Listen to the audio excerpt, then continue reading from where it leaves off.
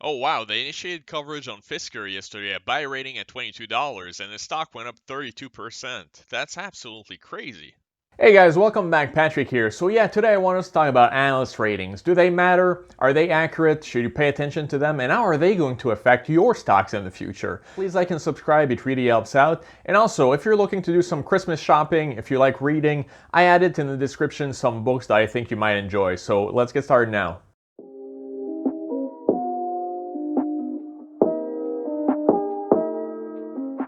All right, friends, you've heard about stock analyst ratings and you're wondering, do they have an impact on the market? Should we pay attention to them? So you have buy, hold, sell, underperform, overperform, scale of 1 to 5, their price target. So you have all sorts of different analysts, usually linked to either research firms that sell their research or to banks, and they give you their opinion on what you should do with these stocks. So where do you find these ratings? Well, there's three different places that I usually go to depending on what I'm looking for. The first one's going to be in my brokerage account. This is usually the most in-depth one. You guys know that I use E-Trade, but all of the brokerages offer something very similar. But in E-Trade, if we look up one of the stocks like Facebook, if you go into the analyst research tab, this is where you'll find all of the information. This is where you'll find the analyst profile. What's their rating for the stock? Should you buy, hold, sell? And then what's their price target for the next 12 months? But more importantly, what is their track record in correctly predicting the price movement for this stock? Because not all of the analysts are created equal. Some of them are very accurate and spot on when it comes to calling what the stock will do, but some of the other ones completely miss the mark and are wrong all the time. So you really need to be careful about which analyst you look into. Finally, you have the article that kind of defends their thesis when it comes to this price target, right? Like this guy bumped up the price target from 320 to 330 for Facebook. Well, now they have to defend this position. So that's the first place I look. Often, if I'm only looking for some quick numbers, I'll go into Yahoo Finance. You guys know it's very convenient. So in the analysis tab, you're going to find the aggregate of what all the analysts think about this company when it comes to the earnings, like what's expected in the next year, what's the revenue, and then what's the growth. Those are the ones that I look at mostly. And then what's good about it is that this is an average. So even though one guy can be totally wrong, right? Let's say that he's 20% off on the downside, well, another guy is going to be wrong on the upside by 20%. So when you merge all of them and you pull out the average, you're going to usually get a fairly clear picture of where the stock is going. Right, especially on a stock like Facebook where there's 41 analysts covering it, you're going to get a fairly good idea of where the stock's going. This can be a great alternative if your brokerage account doesn't offer you analyst opinions. Now, the third place I like to look at is marketbeat.com. They make the information very easy to digest. I pulled up Workhorse Group. You guys might know this company and follow it. Well, they show you by date what was the coverage on this company, right? Well, we can see that on November 10th, this company lowered their price target from 27 to 19, and it had a low impact on the share price. Because this is what this video is about: is do these analyst opinions actually make a difference? So let's talk about it. The reason I'm making the video is that yesterday a company called Fisker went up by 32%. That is a massive increase for any company, and usually we only see that when there are really big news. Like either the company beats the expectations in their earnings or they announce a huge contract, something really earth-shattering is affecting the stock. Well, that's not the case with Fisker. Yesterday, the only two big events yesterday were, number one, they rang the bell at the stock exchange, but that usually doesn't move the stock very much. If we look and compare with Hyliion they rang the bell at the stock exchange, and the stock really went down. It didn't go up by 32%. So that in itself, even though it gave the company some marketing, some publicity, that by itself should not make the stock go up, right? Now, what happened yesterday is that one of the analysts initiated positive coverage on the company. He was the first one to start covering this company and gave them a buy rating at $22. And this is really significant because this is a stock where the share price was struggling before. And that's why on the channel I often mention that having analysts initiate coverage on your stock can be a very positive catalyst, especially if it's a smaller, lesser known stock that is a little bit more speculative, because that really helps spark interest in the stock and give the company a little bit more credibility. Even if it's a junior analyst and they don't really have a good track record like this guy, which I'll talk about in a minute, it doesn't really matter. It really helps the investors defend their position. Imagine you were trying to sell your hedge fund into opening a big position in this company. Well, having third party external sources give a price target of $22 and a buy rating kind of helps build your case that this is a stock you can get behind, as opposed to if it's a blank company that no one really heard of before, then it's going to be a lot more difficult for you to convince people that this is going to be a good investment. So that's why it can really help smaller companies, especially when there's not a lot of analysts. As I mentioned before, if we go into the S&P 500 that are tracked by tons of different analysts, well then each voice doesn't have as much impact. But when it goes with smaller companies, especially post merger, like a lot of people on my channel track with the SPACs, then this is why this can be a very strong catalyst that we need to pay attention to. But what about with large cap stocks like Google that everyone already knows about? Well, I think the same logic applies here. Often you will see an impact on the share price. And the reason why is because unlike the smaller stocks where it was more about shining a spotlight on lesser known stocks and giving them a little bit more credibility, here it is really about advising their own clients and customers. So as you guys can see, there are tons of analysts covering a company like Google.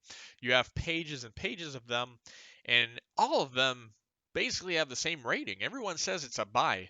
The only thing that differentiates them is that they have a different price target. Some of them are going to be 1850, some of them are higher at 2000, 2050.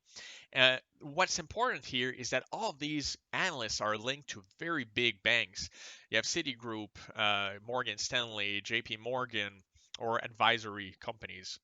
Merrill Lynch, UBS, RBC Capital, all of these guys are linked to customers that have tons of money moving around. So that's why when they set their analyst rating, that can actually impact their clients that are going to be pouring tons of money into these companies. So that's why if, let's say, Merrill Lynch says that the company goes from a hold to buy, that can create a lot of movement because all of their customers can now actually buy them because they are recommended by the company. I hope that makes sense, right? So it's not always going to be the case, but you can see some big movements when a company goes from sell to buy, for example, because there was a big catalyst that changed the dynamics of the company. All right, guys, so we can see that there's usually a small correlation between the analyst ratings and the share price going up or down. But how long does that have an impact? Is it for months? Is it for a couple of days or even hours? Well, it's very debatable. As you guys will see, it really depends on which company we're looking at. And it raises more questions. So if we go back to Fisker, the company that went up 32%, right, that is such a big increase. Well, you guys can see that it was very, very quick, right? As soon as he announced his $22 buy rating right here, the chart can clearly show you that the stock surged very, very rapidly. But literally one day later, it completely leveled off. And since then, there's been no movement a few days later. So as you guys can see, it can be very, very short lived. So if we go back to Facebook, as you guys can see, they recently reiterated their buy rating, and most of them gave them a price target above $300. So how did this impact the stock price, right? This is a totally different company, a mega cap compared to a small, almost unknown company. Well, as again, exact same thing happened, right? The stock did get a pretty good boost in the short term. I'm talking about like a day or two. It went from the low 260s all the way up to the mid 290s. But look at how short lived it was. A couple days later, it has mostly retraced back to the share price before the analyst ratings. So it is very unclear if this, the ratings have an impact long term, and if you can base your analysis based on what these experts say the price target is going to be. So it becomes very clear when we look at the longer trend. Here's Facebook once again, and the dark line is the share price, and the area below it and above it are the price targets of the analysts. So some of them are going to be lower, some of them are going to be higher, and almost always the share price ends up somewhere in the middle. So they're almost always right, right? If we look at Facebook for the past 3 years, there's this little period here for a fraction of time when the share price ended up lower than what the analysts predicted, and that's because of the pandemic when the market crashed. Otherwise, it's always in a channel between where the analysts predict this stock is going to be. And that raises the question, is it the chicken or the egg? Is it the analysts that predict where the stock is going, Or is it the stock that's moving and they react to the stock price? Often they're going to be doing their ratings right after the earnings when the company announced their guidance for the next quarters. So, it's kind of a rigged game to me. That's why I don't really pay attention to the analyst ratings. Most of the time, they just follow what the stock is doing. They don't really anticipate what it will do in the future. They just react to the information given by the company. In the wrap up, it's a good time to cycle back to the beginning and answer some of these main questions. Should we pay attention to the analyst ratings? I do believe that we should, just because of the fact that they can be a pretty good catalyst. And as we could see, right, sometimes they can move the stock price, especially in the short term. But the bigger question is, should you believe in these price targets? Should you use this as part of your due diligence? Well, here I have a much more mitigated answer, which would lean towards no. The reason why is these guys are just not very accurate. They're just people, right? And they can be totally wrong. So let's go back to the beginning with Fisker, where the guy opened up his coverage at $22. Well, what is his track record, right? Right now, there's only one analyst. So if we focus on this stock and we base our due diligence on this analyst, we might be in trouble. Here's why. If we look at his track record, his companies on average only generate 6.90% return. You guys can do better than this, but it gets even worse. Analyst success rate for stocks covered by analysts.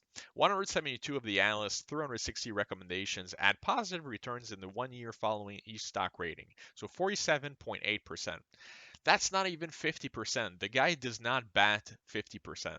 You guys can do a lot better than this. So if we look at some of his previous recommendations, the more dubious ones, this is Workhorse. He had a recommendation at 450, which he boosted to 1150. I'll show you guys. Right, this is when he had it at 450 and raised it to 1150. Well, as you guys can see, he was not predicting what's going to happen in the future. He was just reacting to the massive price spike that happened on the stock. His 450 had been blown out of the water, and since then the stock went up to 1920 currently, so he's off by 100%. But it gets much worse. On Nikola, he had initiated coverage at $79, right? And you guys know what happened with Nikola. If we go back to the chart, um, this is when he had his recommendations, $79 price target, and it crashed all the way down to $20, right? So he was off the mark by 300% on this one.